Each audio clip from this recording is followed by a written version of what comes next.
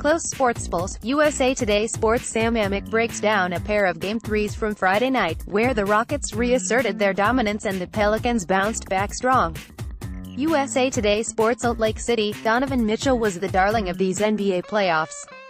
The precocious Utah Jazz rookie played with the poise of a veteran and the pop of an all-star.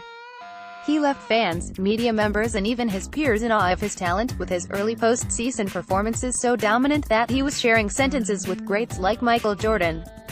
But by the time he was back at the familiar post-game podium on Friday night at Vivint Smart Home Arena, where the Jazz fell behind Houston 2-1 in these Western Conference semifinals with a 113-92 loss in Game 3, Mitchell had turned from magical to morose, scoring a playoff-low 10 points on 4 of 16 shooting with 3 assists and 3 turnovers tends to have that effect. It's like I would have been better off not showing up, and that's what I did. Mitchell, who entered the game ranked 6th among playoff scorers at 26.1 points per game, said while sharing the spotlight with Jazz teammates Rudy Gobert and Royce O'Neal.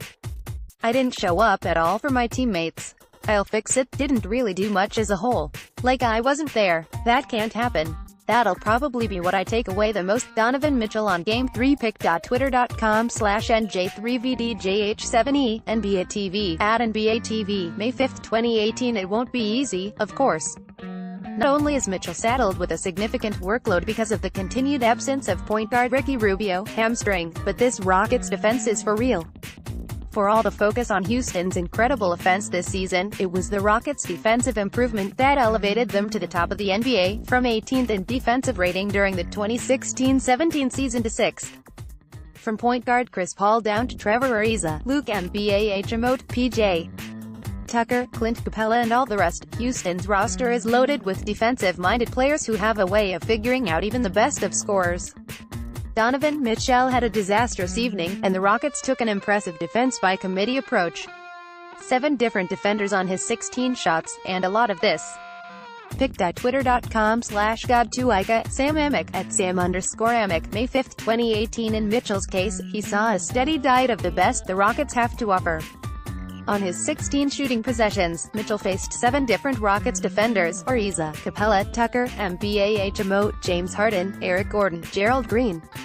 Capella was the unofficial MVP when it came to slowing Mitchell, as the Rockets' 23-year-old center showed an impressive ability to keep pace on the perimeter and repeatedly chase him all the way to the rim.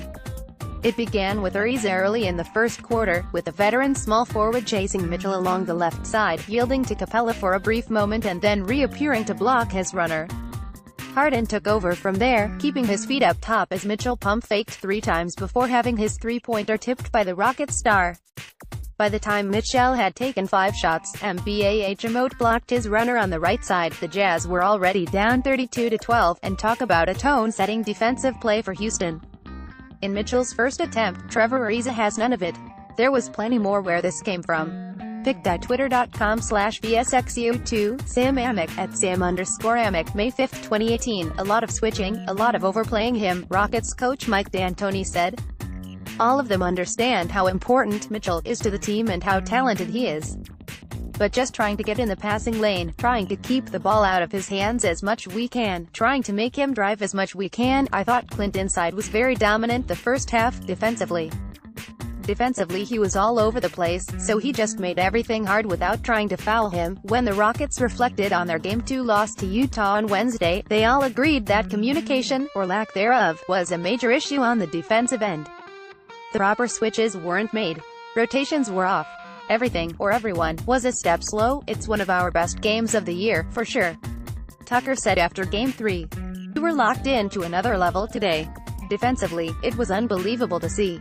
Everybody was rotating. Everybody was talking. Our communication, it was probably our best communication game of the year. We didn't mess up our switches today. We were up on our switches. We got under the bigs were up getting into the guards and making them drive." Jazz coach Quinn Snyder, whose team hosts Game 4 on Sunday, will surely be helping Mitchell try to fix what the Rockets broke. "They shaded Donovan to his left hand and he has to adjust to that, and I think he can," Snyder said. "They are a good defensive team. They've been that all year. They raised their level, is what happened. We weren't able to get some of the things that we got. I think we kind of maybe thought it might be easier than it was. Like I said, they raised their level. They made it harder and we weren't able to get where we wanted to go on the floor. Follow USA Today Sports Sam Amick on Twitter @Sam.